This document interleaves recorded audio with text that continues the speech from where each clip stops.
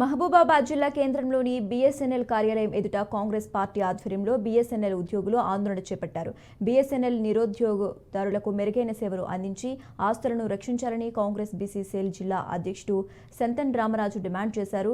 BJP 10 ఏళ్ల పాలనలో BSNL బక్కచిక్కి శల్యమైందని ఆవేదన వ్యక్తం చేశారు.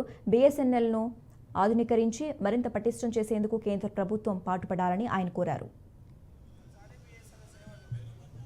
ప్రపంచ టెలికాం రంగంలోనే బిఎస్ఎన్ఎల్ అనేటువంటిది ఒక సముచితమైనటువంటి ఒక గౌరవమైన స్థానం. అది గతంలో గత 10 సంవత్సరాల కాలం లోపల ఈ దేశవ్యాప్తంగా అందరికీ సేవలు అందించే బిఎస్ఎన్ఎల్ సేవలు కానరాకుండా పోతున్నాయి. చాలా దౌర్భాగ్యం, దురదృష్టకరమైన విషయం. గత 10 ఏళ్ళ బీజేపీ పాలన లోపల బిఎస్ఎన్ఎల్ వ్యవస్థ, బిఎస్ఎన్ఎల్ సంచార నిగమ్ లిమిటెడ్ అనేటువంటిది చిక్కి శల్యమై ఒక శవంగా మారింది.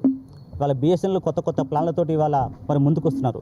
కానీ ఈ యొక్క ప్లాన్స్ అనేటువంటి చనిపోయిన శవానికి కేవలం సింగారించడం అని చెప్పేసి తెలియజేసుకున్నాం. ఎందుకంటే ఇలా బిఎస్ఎన్ఎల్ సిగ్నల్స్ ఈ ప్రపంచమంతా కూడా 5G 6G సేవలు అందిస్తా అంటే బిఎస్ఎన్ఎల్ ఇంకా 4G సేవలు కూడా అందించకపోతాయి.